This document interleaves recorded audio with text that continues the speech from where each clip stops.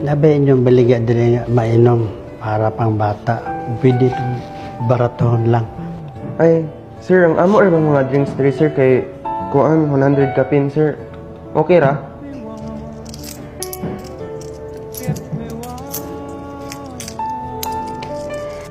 Pwede siguro, sir. Ay, pakita na ma'am dahil po na niya sa menu po. Naraman diha nakasulat po. Sa istorya naman po dahil kung unsay flavor.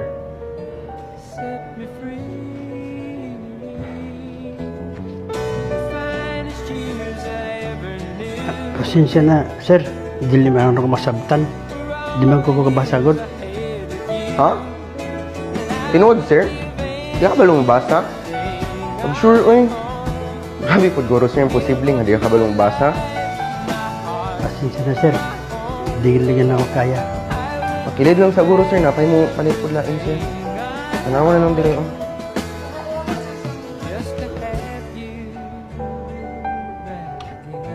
Nasunsa ko man na to, sir. Alangan, ako pa'y mabasa ni isa-isa sa imo. Pakilid lang sa guro, sir. Napay mo palit po lain, sir. Kabalo ka ni? Hindi ka kabalo ni? Ha? Kabalo ka ni? Na, kabalo ka siya na? Kasi basa daw. So, dili mo tayo. Juice ra? Diyos yung unta. Juice ra? Mm-hmm. Ay, sa. Gusto ka init, dili? Kani, 160. Ha? Sorry kay mama. Okay, Roy. Okay na tayo. Bug na. 160. Pila man yung kwarta? Sigura? Kulang siguro ni. Ah, sige. Ako na lang tayo.